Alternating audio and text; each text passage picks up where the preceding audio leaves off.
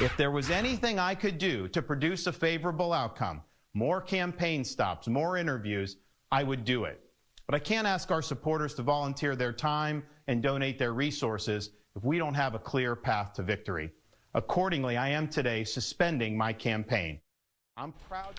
Tonight, the pool of Republican presidential hopefuls is down to 2 after Florida Governor Ron DeSantis announced he was dropping out of the race for president.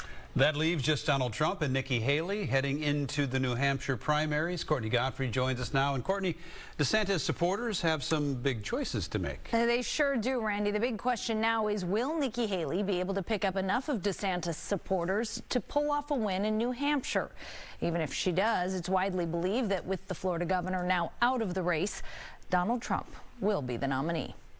Greetings from Florida. Just 2 years ago, he was a rising star, many calling him the future of the Republican Party. We weathered the storms. And yet Florida Governor Ron DeSantis never found great success as a presidential candidate. He avoided building the type of persona that I think you needed to have to be able to kind of elevate yourself nationally. Hamline University political science professor David Schultz says despite coming in with strong polling and a lot of money, very little ever went right with DeSantis' campaign. He both wanted to be the Trump heir apparent, but also be the alternative to Trump.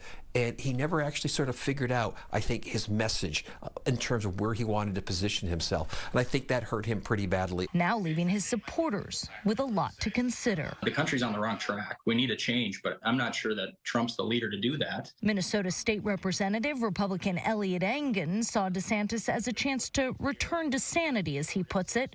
Not a big fan of Trump's character, he'll now give his support to former South Carolina Governor Nikki Haley. Right now, I'm definitely leaning Haley. I think that she has what it takes to not only win with big pluralities, but even here in Minnesota, I think folks would like to see a Haley ticket. But Schultz says in reality, it'll be tough for anyone besides Trump to pull it off. Even if Haley does prevail on Tuesday,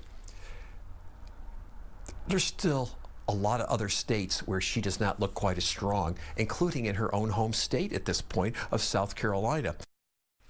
While campaigning in New Hampshire today, former President Donald Trump said he appreciated DeSantis' endorsement and looks forward to working with him to defeat President Biden. Randy? All right, Courtney, thank you.